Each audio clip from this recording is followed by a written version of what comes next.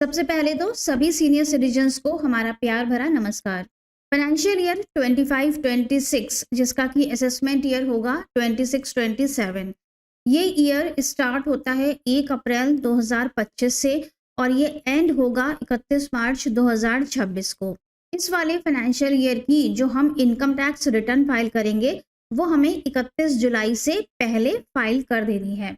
Income tax forms अप्रैल या मई तक live हो जाएंगे, लेकिन इनके लाइव होते ही हमें फाइलिंग स्टार्ट नहीं करनी है। फाइलिंग हम करेंगे जून या जुलाई में, जिससे कि हमारी इनकम्स और हमारा टीडीएस पूरी तरह से 26 एएस और एआईएस में रिफ्लेक्ट होने लगे, तभी हमें अपनी आईटीआर की फाइलिंग करनी है। 25-26 में सीनियर सिटीजन्स को काफ़ी सारे टैक्स बेनिफिट्स दिए गए हैं। ओल्ड टैक्स रिजीम आपके लिए बेनिफिशियल रहेगी या न्यू टैक्स रिजीम आपके लिए बेनिफिशियल रहेगी, कौन कौन से डिडक्शंस आप क्लेम कर सकते हैं, कितना रिबेट मिलेगा और किस तरह से आप अपनी इनकम पर ज़्यादा से ज़्यादा टैक्स सेव कर सकते हैं, वो भी लीगल तरीके से। मैं हूँ सी श्वेता सक्सेना, आप देख रहे हैं हमारा चैनल टैक्स सॉल्यूशंस। अगर वीडियो आपको अच्छा लगे तो लाइक ज़रूर कर दीजिएगा और अगर हमारे चैनल पर पहली बार आ रहे हैं तो इसे सब्सक्राइब ज़रूर कर लीजिएगा।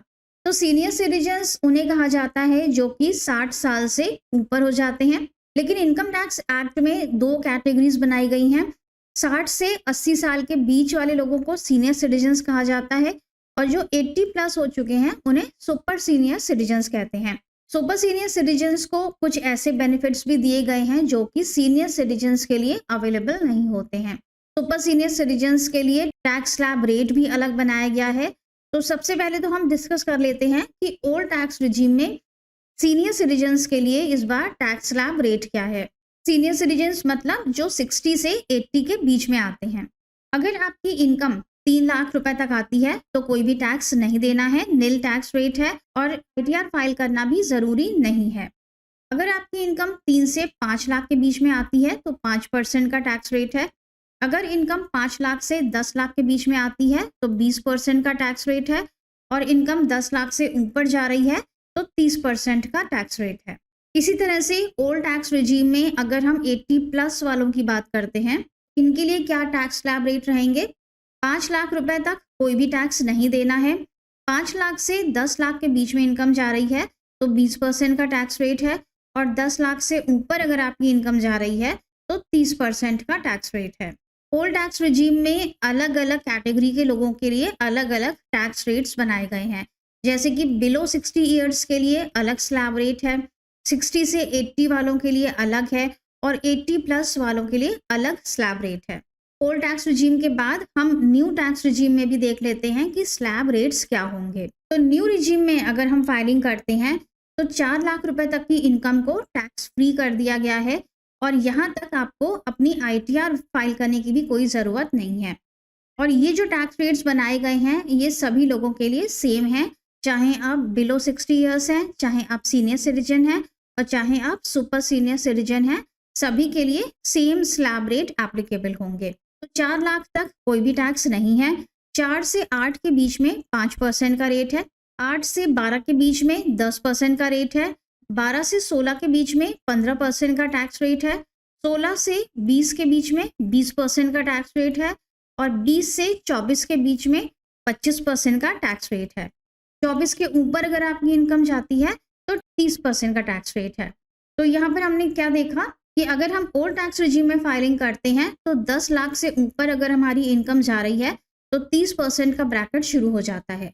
लेकिन अगर हम न्यू रिजीम में फाइलिंग करते हैं तो हमारी इनकम जब 24 लाख के ऊपर जाएगी तब 30% का ब्रैकेट स्टार्ट होता है। और 10 लाख की इनकम पर कितना टैक्स है? 10 लाख की इनकम पर सिर्फ 10% का ही ब्रैकेट लगता है।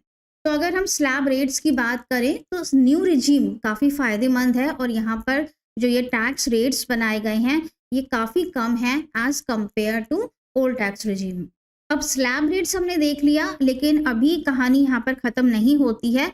इसके बाद आपको गवर्नमेंट रिबेट भी दे रही है। रिबेट देखते हैं कि कितना मिलता है। सेक्शन 87A में रिबेट दिया गया है। तो अगर हम ओल्ड टैक्स रिजीम में फाइलिंग करेंगे तो 5 लाख रुपए तक की इनकम पर हमें रिबेट मिलता है। इसका मतलब क्या हुआ कि अगर हमारी इनकम 5 लाख रुपए तक आती है तो हमारी टैक्स लायबिलिटी निल हो जाती है और हमें कोई भी टैक्स नहीं देना पड़ता। लेकिन अगर हमारी इनकम 5 लाख से ऊपर जाएगी तो फिर स्लैब रेट के हिसाब से ही टैक्स लगता है। लेकिन यहाँ पर एक अच्छी बात क्या है कि इंक्लूड ऑल इनकम्स, ये जो 5 लाख की लिमिट होती है ओल्ड टैक्स रिजीम में, इसमें आपकी सभी तरह की इनकम्स इंक्लूड होती हैं, चाहे वो पीजीबीपी की हो, मींस बिजनेस या प्रोफेशन की हो, चाहे आपकी पेंशन की इनकम हो, चाहे हाउस प्रॉपर्टी से रेंटल इनकम हो, चाहे कोई कैपिटल गेन की इनकम हो जैसे शॉर्ट टर्म, लॉन्ग टर्म या प्रॉपर्टी का गेन, या फिर कोई स्पेशल रेट की इनकम हो जैसे कि winnings from lottery, online gaming, सभी इस 5 लाख रुपए की लिमिट में इंक्लूड होती हैं। अगर ये सारी इनकम्स मिलाकर आपकी इनकम 5 लाख रुपए के अंदर आ रही है तो आपको कोई भी टैक्स नहीं देना पड़ता। वहीं हम न्यू टैक्स रिजीम की बात करें तो न्यू टैक्स रिजीम में रिबेट 87A को काफ़ी ज़्यादा बढ़ा दिया गया है। पिछले साल सिर्फ 7 लाख रुपए तक रिबेट मिलता था, लेकिन अब 12 लाख तक हमें रिबेट मिलेगा। मतलब ये कि अगर आपकी इनकम 12 लाख रुपए तक आती है तो कोई भी टैक्स लायबिलिटी आपकी इनकम पर नहीं बनेगी। लेकिन अगर इनकम 12 लाख से ऊपर चली गई तो फिर टैक्स स्लैब रेट के हिसाब से ही आपको टैक्स देना पड़ेगा। लेकिन यहाँ पर इन्होंने एक कंडीशन क्या इंक्लूड कर दी है कि इस 12 लाख की लिमिट में कोई भी स्पेशल कैटेगरी की इनकम इंक्लूड नहीं होती है। स्पेशल कैटेगरी की इनकम्स कौन सी होती हैं? जो कि आपके स्पेशल रेट पर टैक्सेबल होती हैं, जैसे कि कैपिटल गेन की इनकम है, अगर शॉर्ट टर्म हुआ है तो उस पर 20% का टैक्स है, अगर लॉन्ग टर्म हो रहा है तो उस पर 12.5% का टैक्स है, अगर विनिंग्स हैं या ऑनलाइन गेमिंग है तो उस पर 30% का टैक्स रेट है। तो ये सारी हमारी स्पेशल कैटेगरी इनकम्स होती हैं। वो सारी इनकम्स इस 12 लाख की लिमिट में इंक्लूड नहीं होती हैं। अगर आपने कोई भी ऐसी इनकम कमाई है जो कि स्पेशल रेट पर टैक्सेबल है तो उस पर आपको अलग से टैक्स देना पड़ेगा, भले ही आपकी सारी टोटल इनकम मिलाकर 12 लाख के अंदर आ रही हो, लेकिन जो स्पेशल रेट की इनकम है उस पर आपको अलग से टैक्स देना पड़ेगा। उस पर आपको सेक्शन 87A का कोई भी बेनिफिट नहीं मिल पाएगा। तो ये दो चीज़ें आपको ध्यान रखनी है। अगर आपकी स्पेशल रेट की इनकम है तो आपको कौन सी रिजीम में जाना है, और अगर आपकी नॉर्मल इनकम है जिस पर कि आपका स्लैब रेट लगता है तो फिर आपके लिए बेनिफिशियल यही होगा कि अगर आपकी इनकम 12 लाख तक है तो आप न्यू रिजीम को ही ऑप्ट करें। सीनियर सिटीजन्स को 2025-26 में कुछ टैक्स बेनिफिट्स भी दिए गए हैं, आइए देख लेते हैं। सीनियर सिटीजन्स को हायर बेसिक एग्जेम्पशन लिमिट का फ़ायदा तो मिलता ही है, जैसे कि 60 से 80 साल के बीच में है तो 3 लाख रुपए बेसिक एग्जेम्पशन लिमिट होती है। अगर 80 से ऊपर हैं तो फिर 5 लाख रुपए बेसिक एग्जेम्पशन लिमिट होती है। न्यू टैक्स रिजीम में 4 लाख रुपए बेसिक एग्जेम्पशन लिमिट है सभी लोगों के लिए। फिर सीनियर सिटीजन्स को सेक्शन 80 TTB में FD के इंटरेस्ट या सेविंग बैंक के इंटरेस्ट पर डिडक्शन मिलता है और ये उनको अप टू 50,000 रुपीज़ डिडक्शन मिलता है। जबकि अगर आप सीनियर सिटीजन नहीं हैं तो ये डिडक्शन सिर्फ 10,000 रुपये का ही मिलता है। इसके बाद सेक्शन 80D आता है जिसमें कि सीनियर सिटीजन्स को मेडिकल डिडक्शन मिलता है और ये भी उन्हें अप टू 50,000 मिलता है। सेक्शन 80DDB है जिसमें कि किसी क्रिटिकल डिजीज का ट्रीटमेंट करवाने पर सीनियर सिटीजन्स को 1 लाख रुपए तक का डिडक्शन मिलता है। No advance tax, senior citizens के लिए ज़रूरी नहीं है कि वो एडवांस टैक्स का पेमेंट करें। आप at the time of ITR filing भी अपना टैक्स पे कर सकते हैं as a self assessment tax और उस पर कोई भी इंटरेस्ट चार्ज नहीं किया जाता है। लेकिन अगर आपकी कोई बिजनेस इनकम या प्रोफेशन इनकम है तब आपको अपना एडवांस टैक्स ज़रूर पे करना है। लेकिन अगर बिजनेस इनकम या प्रोफेशन इनकम नहीं है, सिर्फ आपकी पेंशन इनकम है या फिर रेंटल इनकम है या फिर कैपिटल गेन से कोई इनकम हो रही है या फिर FD के इंटरेस्ट से इनकम हो रही है, तो फिर आप अपना सेल्फ असेसमेंट टैक्स पे कर सकते हैं जब आप अपनी ITR फाइल करेंगे उस समय पर। Form 15H to stop TDS, अगर आप चाहते हैं कि आपकी इंटरेस्ट इनकम पर बैंक कोई भी TDS डिडक्ट ना करे तो आप बैंक में फॉर्म 15H फॉर्म भर के दे सकते हैं। लेकिन इस फॉर्म को भरने की कुछ कंडीशंस होती हैं, जैसे कि ये फॉर्म आप तभी फिल करेंगे जबकि आपकी इनकम बेसिक एग्जेम्पशन लिमिट के नीचे आती है या फिर रिबेट लगने के बाद आपकी टैक्स लायबिलिटी निल हो जाती है, तभी आप इस फॉर्म को जमा करेंगे। अगर आपकी इनकम इतनी है कि उस पर टैक्स लायबिलिटी बन जाती है, मीन्स 12 लाख से ऊपर जा रही है, तब आपको ये फॉर्म बैंक में जमा नहीं करना है। और अगले साल से फाइनेंशियल ईयर 26-27 से फॉर्म 15H का नाम बदल के हो रहा है फॉर्म 121। तो अब जब आप बैंक में जाएंगे 1 अप्रैल 2026 के बाद से, तो आप फॉर्म नंबर 121 को बैंक में भर के देंगे।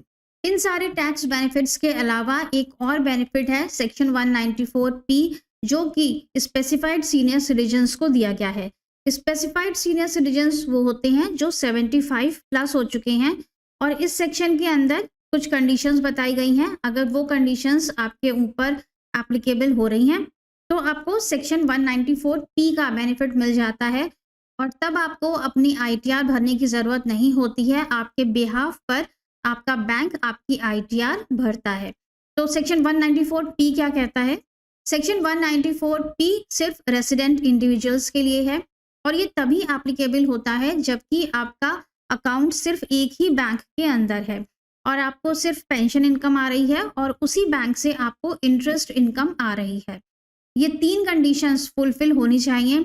अगर आपका किसी दूसरे बैंक में भी अकाउंट है या आपको कोई और अदर इनकम आ रही है पेंशन और इंटरेस्ट के अलावा, तो फिर ये सेक्शन एप्लीकेबल नहीं होता है।